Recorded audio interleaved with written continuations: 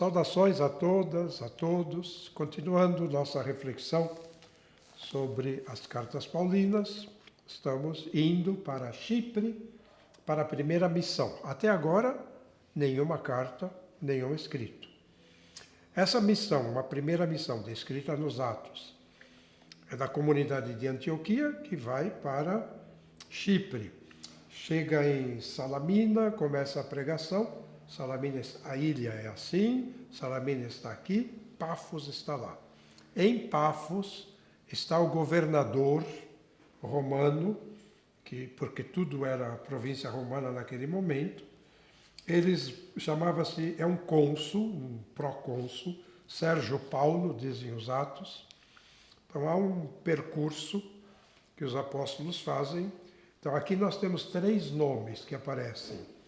O nome de Barnabé, que está em primeiro lugar, o nome de Saulo, e temos também, como dizia aqui os Atos, João como auxiliar.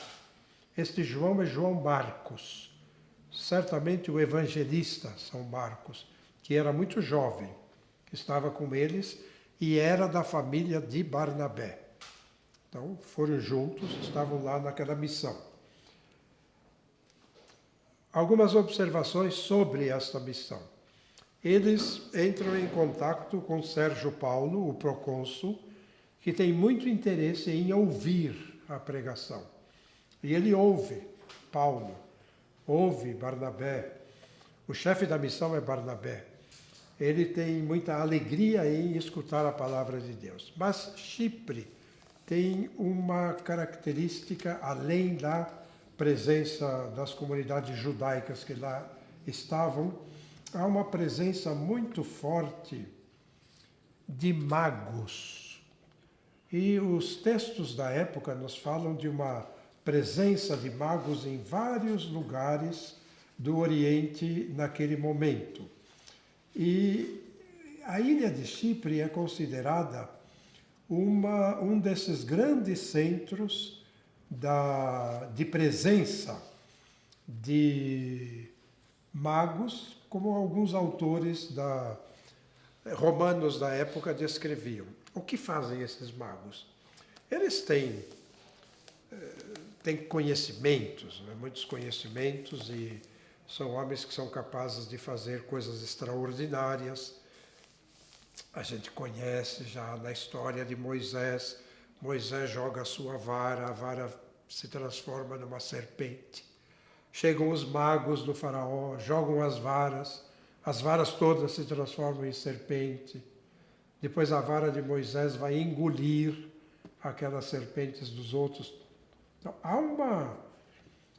aquilo que muitas vezes parece um milagre feito pelos apóstolos, pelos primeiros, também são coisas que eram feitas também por esses tais magos, né, que conseguiam efeitos muito extraordinários, que nós não conseguimos nem explicar exatamente como é que eles conseguiam.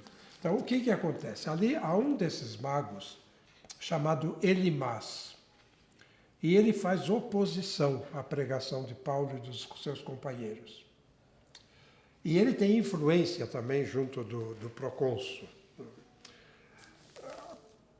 Os apóstolos têm uma reação contra esse Elimas, ele fica cego durante um período, depois recupera a vista, e assim eles puderam continuar o seu trabalho. Diz aqui os Atos o seguinte: havia um mago, falso profeta, que era judeu e se chamava Bar Jesus.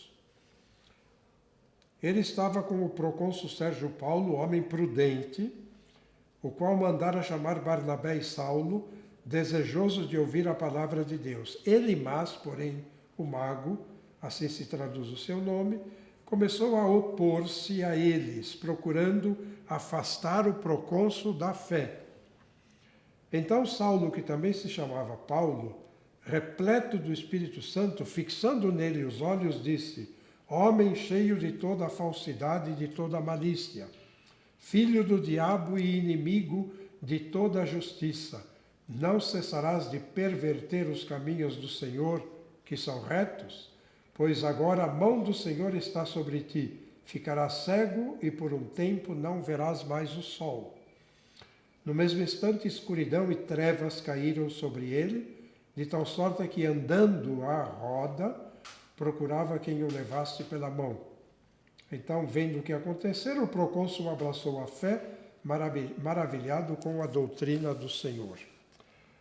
Aqui se faz uma comparação também com a saída do Egito, as trevas, aquele episódio dos magos, alguma coisa semelhante aqui às trevas por causa da cegueira deste Elimas. Então, os apóstolos que lá estão, Barnabé, os missionários Barnabé, Paulo, Saulo, João e estes outros, não têm grande sucesso em Chipre, naquele momento, por causa da concorrência. Vou usar uma palavra que precisa ser bem explicada. A concorrência milagrosa dos magos. Porque os milagres, os fatos extraordinários acompanhavam a primeira pregação e ajudavam, evidentemente, muito os apóstolos na difusão da fé. Se curava um doente, evidentemente, todo mundo ficava feliz. Esses magos fazem um pouco a mesma coisa.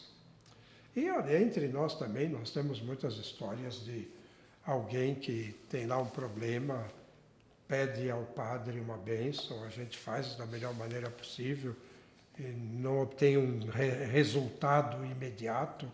A mesma pessoa pede a uma mãe de santo uma bênção, a mãe de santo dá a bênção e a pessoa se cura.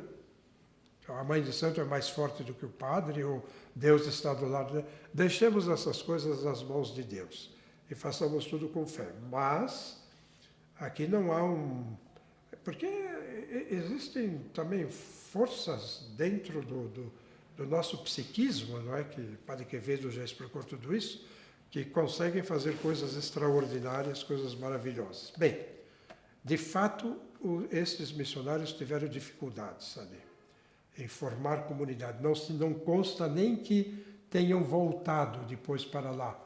Paulo, no caso. Barnabé e João Marcos, sim, mas Paulo não. Este procônsul, Sérgio Paulo, ele tem parentes influentes no continente turco da época. Então, saindo de Pafos e saindo da ilha, este grupo missionário vai para o continente. Então, vocês têm a ilha aqui na sua frente, a Turquia do outro lado, atravessando o mar, entram lá na Turquia. Então, eles se preparam para ir para Perge, na Panfilha. Aí já é uma outra missão, que alguns separam. Alguns estudiosos dizem que houve a missão de Chipre, depois eles retornaram para Antioquia, depois fizeram uma segunda viagem que seria para o continente. Os Atos dizem que foi uma viagem só.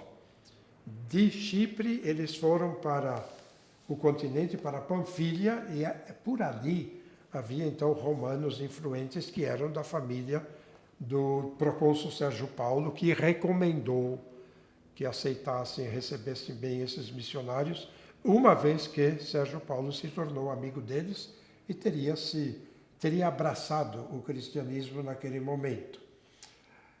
Uma viagem ou duas viagens não tem importância, eles vão para lá, para aquele momento, naquele momento do trabalho de Chipre, que não foi lá um grande sucesso. Então, segundo os Atos, eles vão de Pafos para Perge, na Panfilha. A província é Panfilha, a cidade é Perge. De Perge, eles vão para Antioquia da Pisídia. Eles saíram da Antioquia de Orontes, na Síria. Aqui é outra Antioquia. São nomes relacionados a Antíoco, o rei. Então, aqui tem uma outra Antioquia, a Antioquia da Pisídia. Vão à sinagoga, pregam, falam e vão continuando a sua viagem. Há uma observação feita aqui nos Atos dos Apóstolos que diz: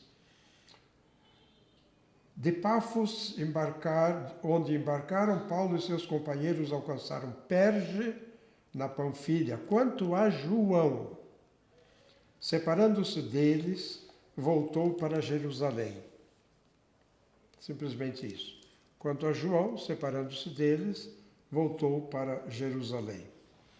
Este João, para encerrar esta pequena reflexão, seria João Marcos, que tinha sua mãe em Jerusalém, bastante jovem, que não continua o trabalho com os missionários.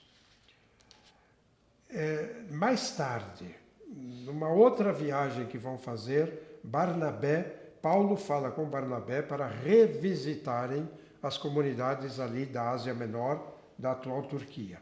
E Barnabé diz, então vou pegar o João Marcos e vamos juntos. E Paulo diz, não. O João Marcos começou a primeira viagem e não continuou.